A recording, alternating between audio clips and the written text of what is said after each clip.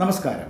Village news ടിവിയിലേക്ക് പ്രിയപ്പെട്ടവർക്ക് സ്വാഗതം. കൃത്യസമയത്ത് വാക്സിനേഷൻ ലഭിക്കാതെ സമൂഹത്തിന് ബാധ്യതയായി അലയുന്ന ചില ജീവികളെ പോലെയുള്ളവർ എന്നും എക്കാലത്തും പല രാഷ്ട്രീയ പ്രസ്ഥാനങ്ങളിലുമുണ്ട്.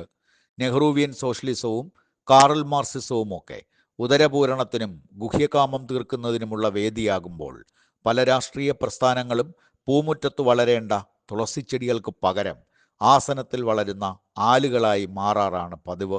കേരള രാഷ്ട്രീയത്തിൽ പി.ടി. ചാക്കോയുടെ കാലം മുതൽ വളർന്ന കളകൾ ഇങ്ങിതാ രാഹുൽ മാങ്കൂട്ടത്തിലെത്തി നിൽക്കുന്നു. ഇങ്ങനെയുള്ളവരുടെ അടിനാഭി നോക്കി ചവിട്ടേണ്ടതിനു പകരം താരാട്ടും തലോടലും നടത്താൻ നേതൃത്വത്തിന്റെ ശ്രമം. ഇതിൽ ഏറ്റവും ഒടുവിലത്തെ ഉദാഹരണമാണ് നവംബർ 29 ശനിയാഴ്ചയിലെ വീക്ഷണം ദിനപത്രത്തിൽ വന്നിരിക്കുന്ന മുഖപ്രസംഗം.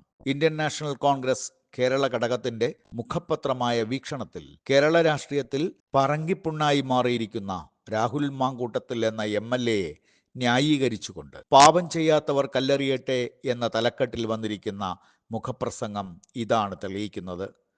കേരളത്തിലുള്ളവർ മുഴുവൻ വ്യഭിചാരികളാണെന്ന് തോന്നിപ്പിക്കും വിധം പാപം ചെയ്യാത്തവർ കല്ലെറിയട്ടെ എന്ന് പറയാൻ മുഖപത്രാധിപരായ KPCC പ്രസിഡന്റ് ഉരിയ ഉളുപ്പെങ്കിലും എടുക്കാൻ തറവാട്ടിൽ വേണം. ചൈനീസ് നൂഡിൽസ് പോലെ പെട്ടെന്ന് പാകമായ ഒരു നേതാവാണ് രാഹുൽ മാങ്കൂട്ടത്തിൽ.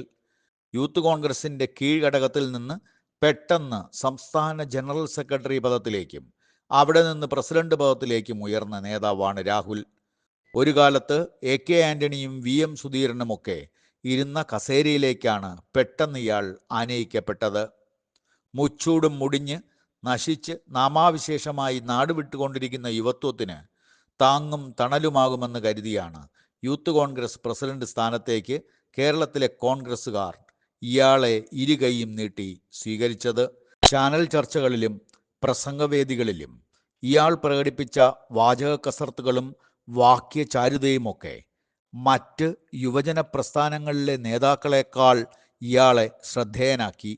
ബഹുമാനപ്പെട്ട മുഖ്യമന്ത്രി എന്ന ബഹുമാനം ചോദിച്ചു വാങ്ങുന്ന സംസ്ഥാന മുഖ്യമന്ത്രിയെ കുറ്റിബീഡിയും വലിച്ച് കലിങ്കിലിരുന്ന് പരദൂഷണം പറയുന്ന നാട്ടിൻപുറത്തെ ഓട്ടക്കാലണകളെ പേരെടുത്ത് വിളിക്കുന്ന ലാഘവത്തിൽ വിജയ എന്നൊക്കെ വിളിക്കാൻ കാട്ടിയ തൻ്റെടവും പീഡനക്കേസിലകപ്പെട്ട മുകേഷ് MLA-യെ ഗോവിന്ദച്ചാമി എന്ന് അഭിസംബോധന ചെയ്യാൻ കാട്ടിയ ധാർമ്മികതയും ഭരിച്ചു മുടിച്ച് ദുഷിച്ചു നാറി സിഫിലിസിനേക്കാൾ അറയ്ക്കും വിധം വെറുക്കപ്പെട്ട ഭരണത്തിനെതിരെ ആളിപ്പടരുന്ന അഗ്നിക്കതിരുപോലെ സമരം നയിക്കാനും പോലീസുമായി ഏറ്റുമുട്ടാനും കാട്ടിയ കരുത്തിനെയും കേരള ജനത കൈയടിച്ച് പിന്തുണച്ചപ്പോൾ ഇയാൾക്ക് കൈവന്നത് ഒരു MLA സ്ഥാനം കൂടിയായിരുന്നു.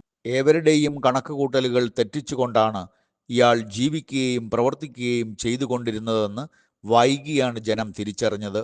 അതിന് തുടക്കം കുറിച്ചത് ചലച്ചിത്രതാരമായ റീനി ജോർജ് എന്ന പെൺകുട്ടിയായിരുന്നു.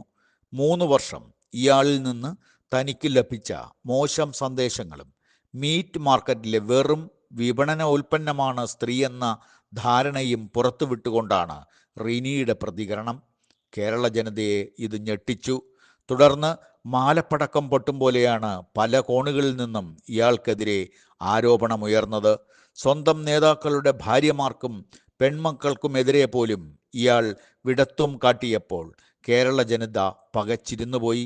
ഒരു പെൺകുട്ടിയെ പീഡിപ്പിച്ചതും ഗർഭിണിയാക്കിയതും ബലമായി ഗർഭചിത്രം നടത്തിയതുമാണ് ഡിജിറ്റൽ തെളിവായി ഇപ്പോൾ വൈറലായത്. നിയമക്കെണിയിൽ വീണാൽ അവർക്ക് സ്വാധീനമുണ്ടെന്നും അതുപയോഗിച്ച് നമ്മെ ചവറ്റുകുട്ടയിൽ എറിയുമെന്നും പെൺകുട്ടികൾ മനസ്സിലാക്കണം. എനിക്കുണ്ടായ മോശം അനുഭവങ്ങൾ വെളിപ്പെടുത്തിയതിന് പിന്നാലെ നിരവധി സ്ത്രീകൾ എന്നെ വിളിച്ച് പല കാര്യങ്ങളും പറഞ്ഞിട്ടുണ്ട്.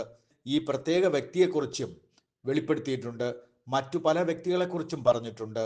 എന്നാൽ ഭയം മൂലം മുന്നോട്ട് പോകാൻ പെൺകുട്ടികൾക്ക് മടിയാണ്. ഈ വ്യക്തിയുമായി അടുപ്പത്തിൽ നിൽക്കുന്നവരും സുഹൃത്തുക്കളുമായവരെക്കുറിച്ചും പറഞ്ഞിട്ടുണ്ട്. ഭയം മൂലം പരാതിയുമായി മുന്നോട്ട് പോകാൻ പെൺകുട്ടികൾ മടിക്കുകയാണ്.